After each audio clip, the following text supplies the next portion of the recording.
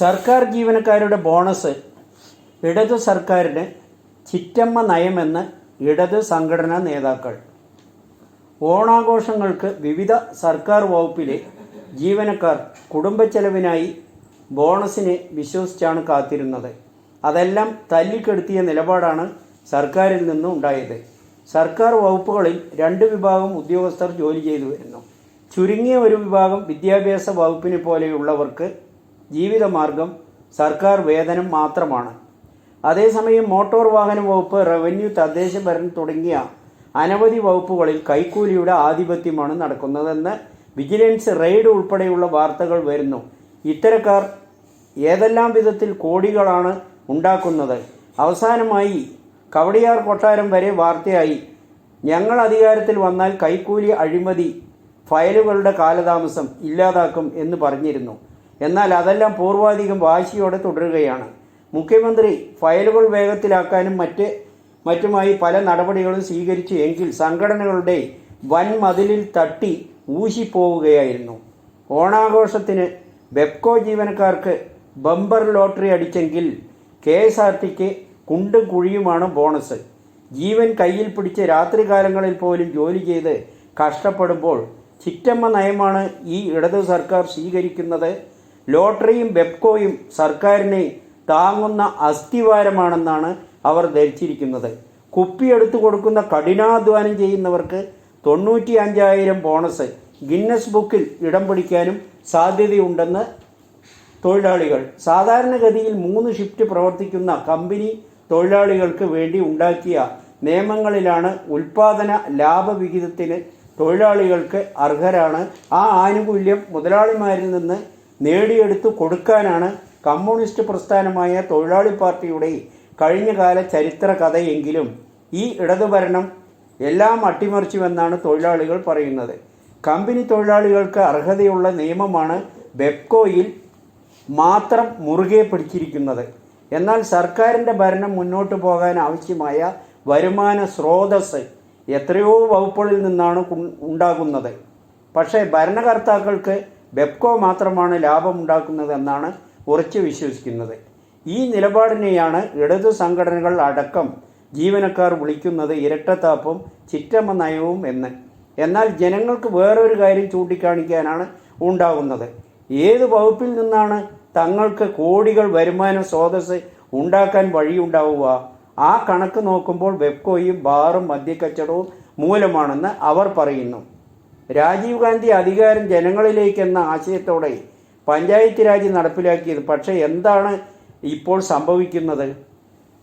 1000-ത്തിലധികം വരുന്ന പഞ്ചായത്തുകളും മുനിസിപ്പാലിറ്റികളും കോർപ്പറേഷൻ എന്നിവിടങ്ങളിലെ ഭരണസമിതിയിലുള്ളവർ ധനികരാകുന്നതാണ് കാണുന്നത്. അതുപോലെ ബെപ്കോയിലെ ജീവനക്കാരുടെ സ്വത്ത് പരിശോധിച്ചാൽ ഞെട്ടുമെന്നാണ് ജനങ്ങൾ പറയുന്നത്. 3-4 വീടുകൾക്ക് ഉടമയാണത്രേ ഈ ജീവനക്കാർ.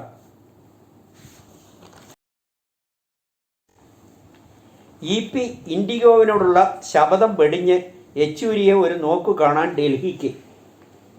ഇൻഡിഗോ വിമാനത്തിനുള്ളിൽ മുഖ്യമന്ത്രിക്കെതിരെ പ്രതിഷേധിച്ച് മുദ്രാവാക്യം വിളിച്ച യൂത്ത് കോൺഗ്രസുകാരെ തള്ളിയിട്ട EPക്ക് 3 ആഴ്ചത്തേക്ക് യാത്രാവിലക്ക് ഏർപ്പെടുത്തിയിരുന്നു. ഇതേ തുടർന്നാണ് 2 കൊല്ലമായി ഇൻഡിഗോയെ ഉപേക്ഷിച്ചത്. ശപഥം ചെയ്തത് അന്ന് കണ്ണൂരിലേക്ക് ട്രെയിനിലാണ് യാത്ര ചെയ്തത്. എന്നാൽ യെച്ചൂരിയെ ഒരു നോക്കു കാണാനായി തൻ്റെ ബഹിഷ്കരണം വെടിഞ്ഞ് ഇൻഡിഗോയിൽ യാത്രയായത്. EPയുടെ ഈ നിലപാടിനെ എല്ലാവരും അംഗീകരിക്കുകയാണ് ഉണ്ടാകുന്നത്. എന്നാൽ ഒരു കാരണവുമില്ലാതെ ചിലരുടെയെല്ലാം സമ്മർദ്ദങ്ങൾക്ക്, ആരോപണങ്ങൾക്കും വിധേയമായി കൺവീനർ സ്ഥാനത്ത് നിന്ന് നീക്കിയതും മറക്കാനും പൊറുക്കാനും ആവില്ല.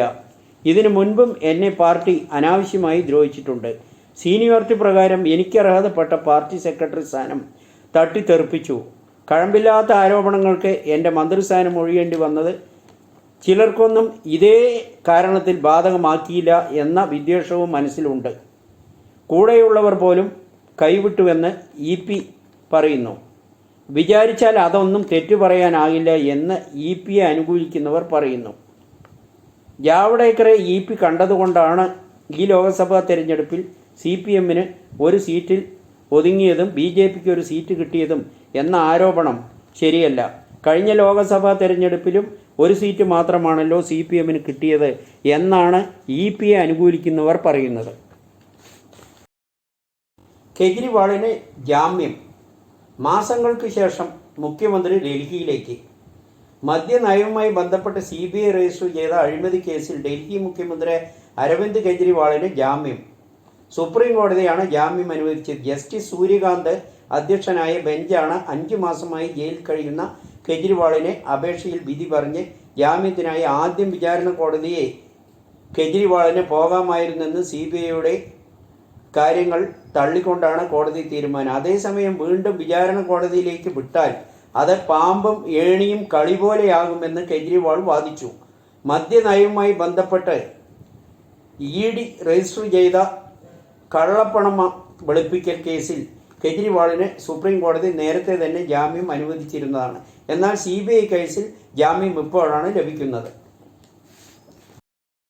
കേരള നിയമസഭ കയ്യാങ്കളിയുമായി ബന്ധപ്പെട്ട UDF MLAമാർക്കെതിരെയുള്ള കേസാണ് റദ്ദാക്കിയത്.